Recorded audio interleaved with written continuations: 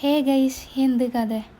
അപ്പോൾ ഞാനും ഉമ്മ ഇന്ന് സിറ്റ് ഔട്ടിൽ ഇരുന്നിട്ട് വെറുതെ ഇരിക്കുമ്പോൾ ഞാൻ ഉമ്മാനോട് ചോദിച്ചു, എന്താന്ന് ഇപ്പം ഇന്ന് നോമ്പ് പൊറിക്കാൻ വേണ്ടിയിട്ട് ആക്കണ്ട്.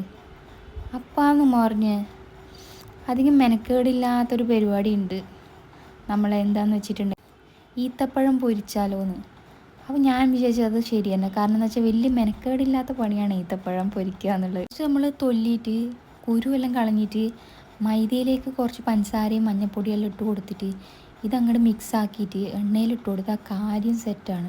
പിന്നെ ഈ ചിലവർ ഈത്തപ്പഴം അപ്പം ചൂടുമ്പോൾ അതിൻ്റെ ഉള്ളിലുള്ള സീഡ് എടുക്കില്ല. പക്ഷെ അത് എടുക്കുന്നത് എത്രയോ നല്ലതാണ്, കാരണം തൊണ്ടയിൽ കുടുങ്ങിയിട്ട് വെറുതെ എന്തിനാണ് കുറച്ച് സമയം ലാഭിക്കാൻ വേണ്ടിയിട്ട്.